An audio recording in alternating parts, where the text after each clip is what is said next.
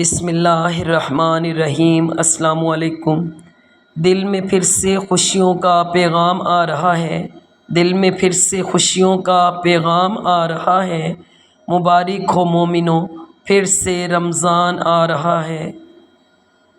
مرحبا صد مرحبا پھر آمد رمضان ہے، مرحبا صد مرحبا پھر آمد رمضان ہے۔ کھل اٹھے مرجھائے دل، تازہ ہوا ایمان ہے۔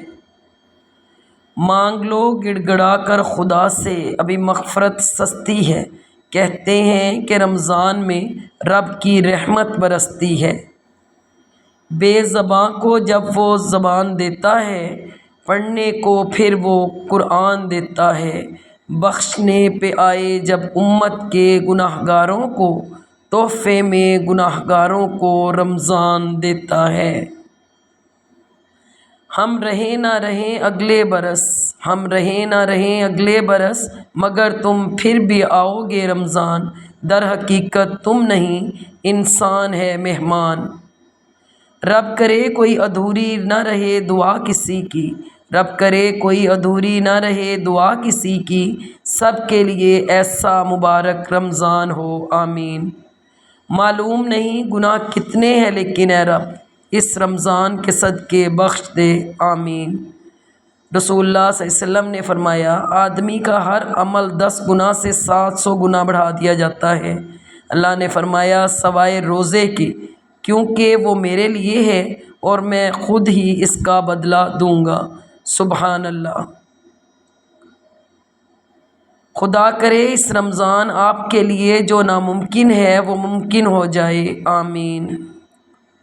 یہ بھوک پیاس یہ سختی تو ایک سعادت ہے، یہ بھوک پیاس یہ سختی تو ایک سعادت ہے، جو وقت روزے میں گزرے وہی عبادت ہے۔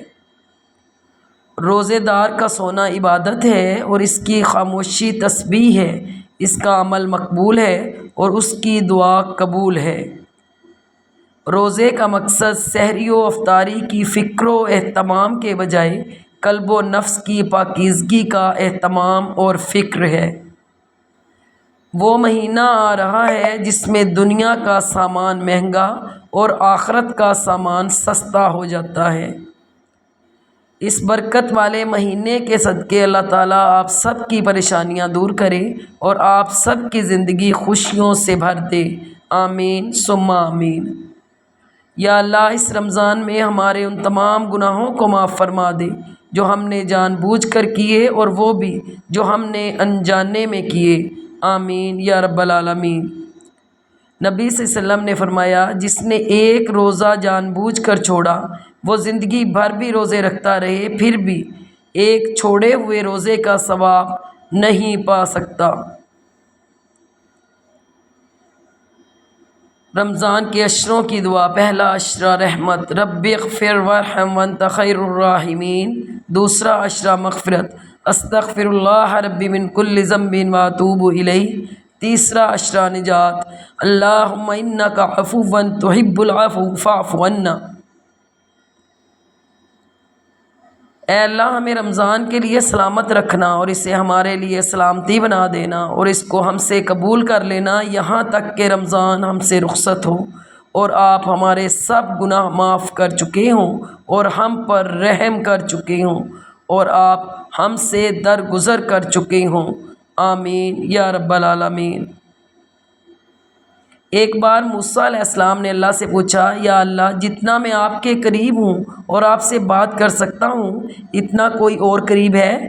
اللہ نے فرمایا، اے موسیٰ آخری وقت میں ایک امت محمد صلی اللہ علیہ وسلم کی ہوگی اور اس امت کو ایک مہینہ ایسا ملے گا جس میں وہ خشک ہونٹوں، پیاسی زبان، سوکھی ہوئی آنکھیں، بھوکے پیٹ جب افطار کرنے بیٹھے گی تب میں ان کے بہت قریب ہوں گا۔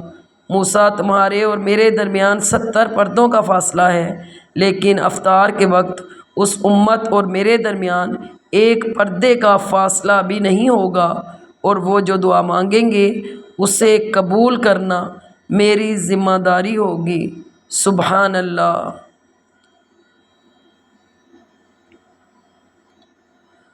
نبی صلی اللہ علیہ وآلہ وسلم نے فرمایا کہ اللہ تعالیٰ نے فرمایا ابن آدم کا ہر عمل اس کا ہے سوائے روزہ کے کہ یہ میرا ہے اور میں خود ہی اس کا بدلہ دوں گا، اور روزہ دار کے منہ کی خوشبو اللہ کے نزدیک مشک کی خوشبو سے بھی بڑھ کر ہے۔ سبحان اللہ۔ رمضان ایسے گزاریں، رمضان میں ہر پل باوضو رہنے کی کوشش کریں۔ جو عمل رمضان میں مضبوط ہوتا ہے رمضان کے علاوہ بھی وہی عمل زندگی میں ہمیشہ کریں۔ رمضان المبارک میں مسواک اور خوشبو کا اہتمام ضرور کریں۔ اپنے کان اور نظروں کی حفاظت سخت سے سخت کریں اور گناہوں سے بچنے کی کوشش کریں، اور ابھی سے روزانہ حسب توفیق مالی صدقہ کریں اور اللہ سے مانگیں کہ یا اللہ میری زندگی سے گناہوں کو دور کر دے، آمین۔ رمضان المبارک میں خصوصی اجتناب، جھوٹ بولنا، گناہ، حق تلفی کرنا، بغض رکھنا، مظلوم کی آہ سے بچنا، گالیاں دینا، شور و غل، لڑائی جھگڑا کرنا، دل لگی کی باتیں کرنا۔ رمضان المبارک کی خاص تیاریاں: اپنے کمرے کو صاف ستھرا کر لیں۔ اپنے کمرے یا گھر میں ایک چھوٹا سا کونا عبادت کے لیے مختص کر لیں اور جائے نماز اور قرآن مجید و دینی کتب اس کونے میں سلیقے کے ساتھ باادب انداز میں رکھ دیں۔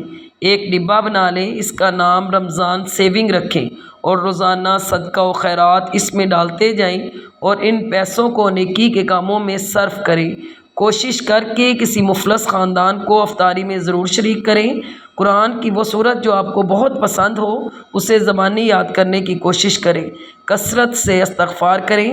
اپنی حاجات و ضروریات اللہ کے سامنے رکھیں۔ بہن بھائیوں، رشتہ داروں، دوست احباب اور مرحومین کے لیے روزانہ دعاؤں کا اہتمام کریں۔ قرآن مجید کو ترجمہ و تفسیر کے ساتھ سمجھ کر پڑھیں اور عمل کی نیت بھی کریں۔ اس رمضان کو زندگی کا آخری رمضان تصور کریں۔ Thanks for watching, please subscribe my channel. اللہ حافظ۔